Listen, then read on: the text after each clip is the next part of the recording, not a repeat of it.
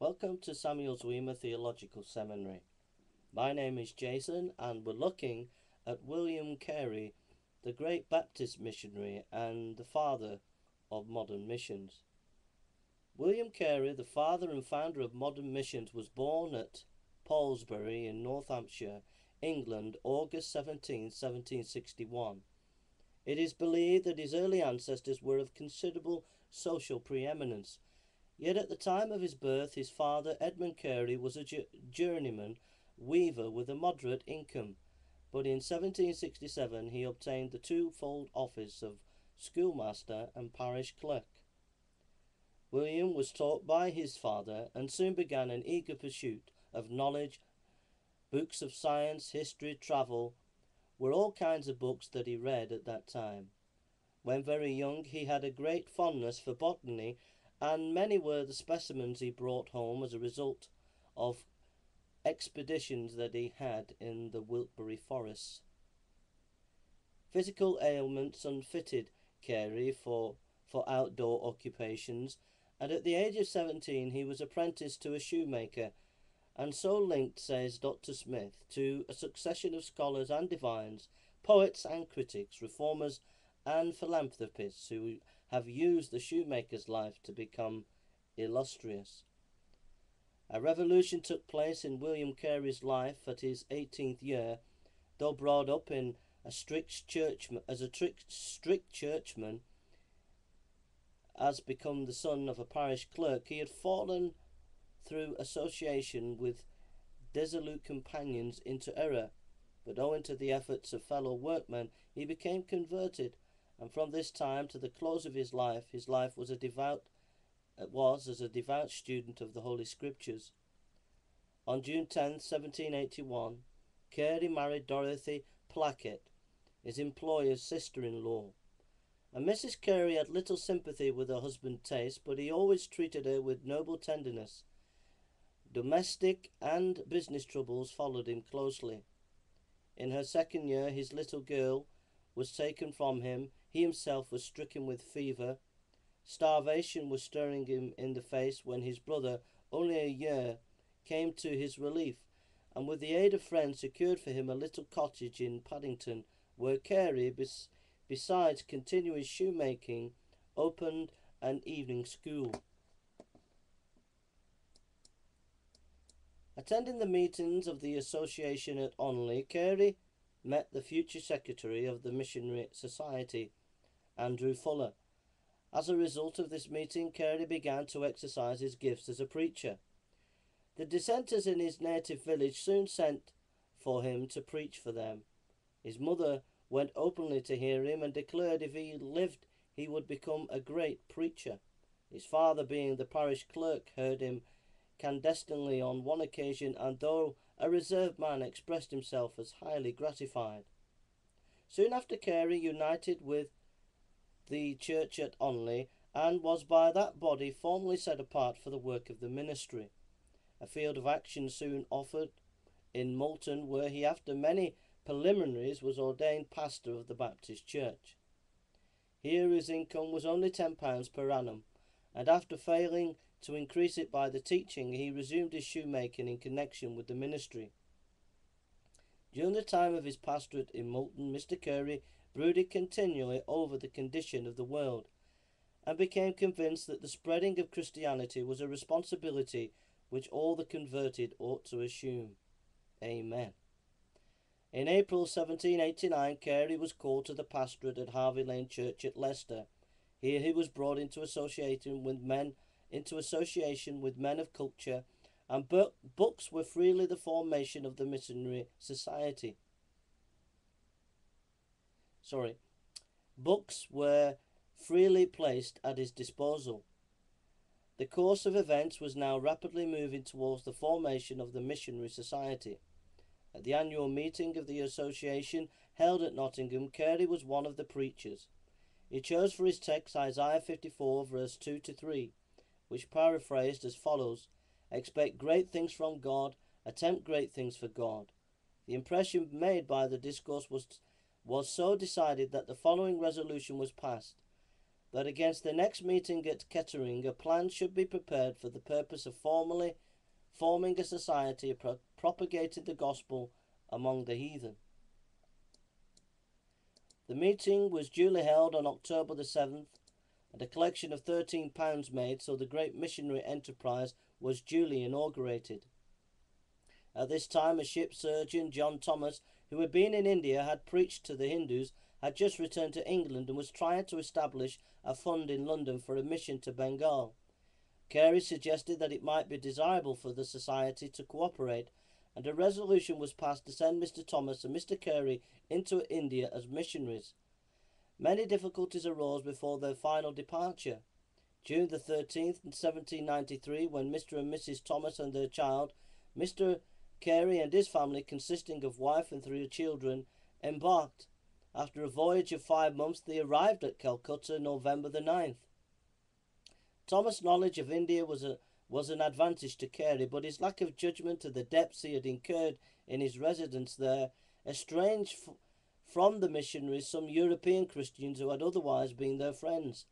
Calcutta being found too expensive as a place of residence, they moved to Bandel for a time, but no facilities for missionary work was afforded them there, so they returned to Calcutta, where they underwent vicissitudes of all kinds until June 1794, when Mr. George Unday at Malda, a former friend of Mr. Thomas, offered the management of 2 indigo manufactories respectively to Carey and Thomas. The factory, which was to superintend, was at Mundanbati, and besides a salary of 200 rupees per month, he was promised a commission upon the sales. Carey at once communicated with the secretary of the society that he should not need more supplies, and expressed the hope that another mission be begun elsewhere. The duties at the factory allowed time for the work of the mission. Mr. Carey made such progress in the study of Bengali as to be able to preach intelligibly to the natives. He started a school and worked vigorously at translation. In the midst of his great work, he lost his little son Peter, and finally was himself prostrated with fever, which lasted several months. Carey remained in Bundabati until January 10, 1800, when, with his wife and 4 children, he joined a little colony of missionaries who, through his influence, had come to India and settled at Serampore, a little village founded by the Dutch in 1755. The missionaries found a home in a large house in the middle of town, purchased from a nephew of the Danish governor. They lived in perfect unity, and what was had was another's, and thus began the great missionary enterprise at Serampore. The name of the first Hindu convert was Kishnupal, and the baptism of this native was a most memorable scene. Carey, going down into the river, taking first his son Felix and baptizing him, using English words, then Krishnu went down and was baptized, and the words being in Bengali, and all was silence and attention, and the governor could not restrain his tears, and everyone seemed to be impressed with the solemnity of this sacred ordinance. February the 7th, 1801, saw the issuing of Carey's translation of the New Testament. On the completion of this great undertaking, a special meeting was convened for the purpose of giving thanks unto God. The publication of the Bengali New Testament naturally directed attention to Mr. Carey, and the eminent scholarship it disclosed pointed him out at once as the teacher who might fittingly occupy the Bengali chair in the Government College at Fort William. His first position was that of a teacher in Bengali, afterwards of Sanskrit and of Maratha, with a salary of 600 per annum. From teacher he became professor. A professor of the 3 Oriental languages, his salary rose to £15,000. But the whole of this income, with the exception of some £40 needed for the support of his family, he devoted to the missionary work. Carey held his position of professor until 1830, within 4 years of his death, and proved himself more than equal to his office, winning the esteem and affection of students and colleagues alike.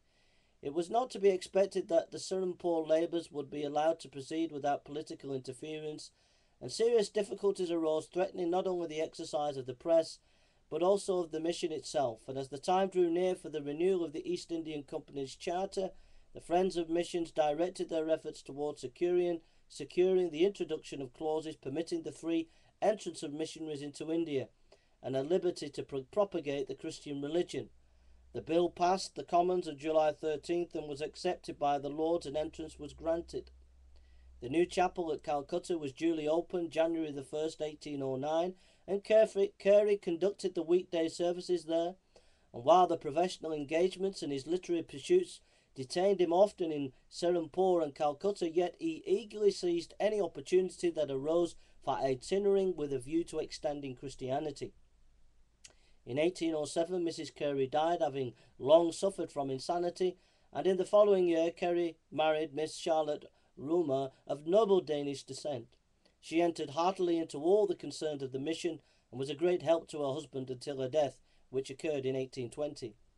Besides translating the Bible into 7 languages, Mr. Carey wrote grammars and elementary books of all the languages he acquired. The improvement upon native paper for press purposes by manufacturing it so as to be proof against destruction by insects was an immense advantage gained by the ingenuity of the missionaries, and the importation of a steam engine of 12 horsepower for working their paper mill was a striking evidence of the enterprise of these men. Oh, that missionaries would be like that today. No memoir of William Carey would be complete which did not record the benevolent endeavours to improve the social conditions of the natives of India. The first reform he held to effect was the prohibition of the sacrifice of children at the great annual festival of Gunga Sangor. Another reform to which Carey gave his determined attention was the abolition of burning of widows on the pile of their dead husbands. The benevolent institutions for instructing the children of indigent parents originated in the philanthropic sympathies of Carey, and in the year 1817 no less than 45 schools had been established. A leper hospital was founded and vernacular newspaper published. Carey possessed in not a few branches of natural history a knowledge so scientific that it was more than sufficient to command respect. His practical knowledge of botany and agriculture resulted in very material benefit to India, and lays that country under debt of obligation which can never be discharged. In 1817 was begun the Missionary Training Institute, which afterwards grew to a college and was placed upon the same basis as the colleges of Europe. For 41 years, William Carey was spared to labour for the good of India. He outlived nearly all who were associated with him in his prolonged residence, unbroken by any return to England, and he died in June 1834. During his lifetime, Carey's great attainments called for honourable recognition. Brown University in the United States conferred upon him the degree of DDD, and Carey was known to be useful in laying the foundations of the Church of Christ in India, and accomplished what he wished, which was his great reward of seeing God bless that country with the gospel. Now we must finish here. Before we go, we need to say this. The Lord's people need to arise and go forward and attempt great things for God. The Lord's people need to have great vision and faith in Europe. Throughout the UK, there is a great need for great mission, for the towns and villages and cities to be evangelized. If you're an American today hearing this, come to Britain and be a missionary. But all over the world today, there is a call for the Lord's people to stand up and be counted. If you are wealthy, if you have financial resources, then support missionaries and support missionary societies. And I ask this, if you're a pastor today, why not go out into the highways and byways and be a missionary? And more missionaries need to go to the Muslim lands. Paul said, we preach Christ crucified. And there is a great call today in this dark day. It is the darkest day that we have seen for many, many years. And we are desperately needing the Lord's people to stand and proclaim the gospel. So go forward. Go and be a missionary for Christ and attempt great things for God in your nation. God bless you.